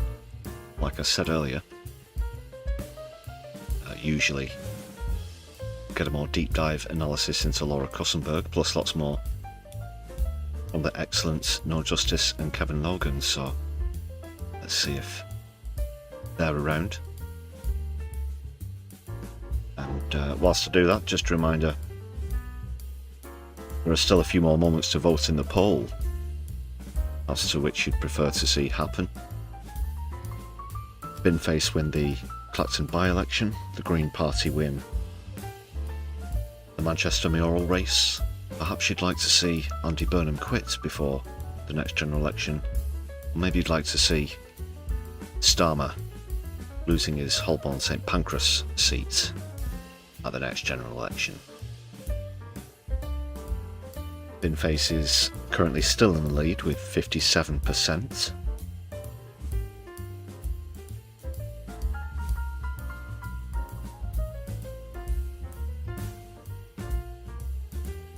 But a late surge might swing it if there is going to be one. You never know.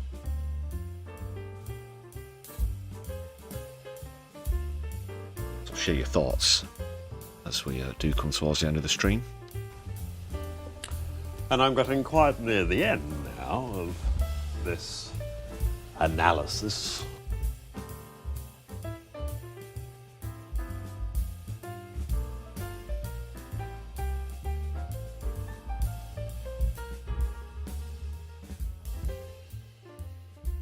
Before we leave you, of course, we'll be visiting Keith's Fondue Lounge once more.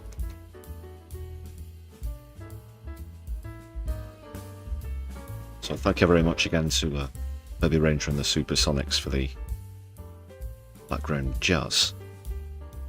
And we'll catch up with you next week. But for now, we're going to crash the party once more.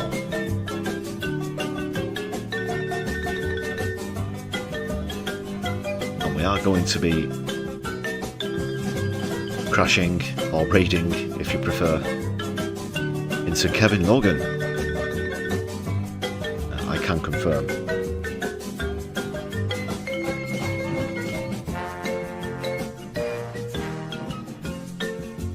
I can also confirm it's been a pleasure to be with you on the Sunday live stream.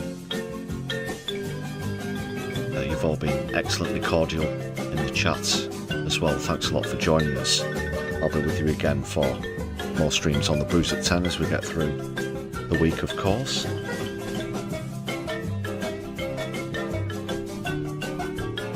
For now, though, all that remains is for me to wish you a very good evening. I've been your humble host, Lefty. This has been the Sunday live stream.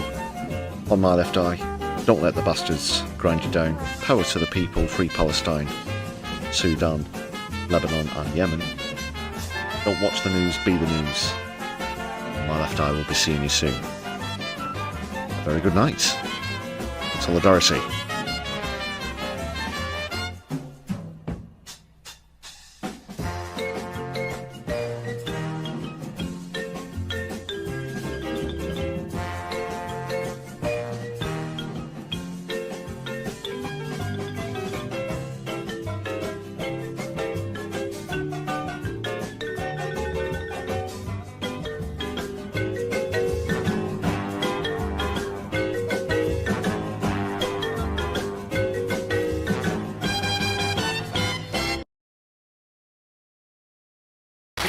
It's a quality item, ladies and gentlemen.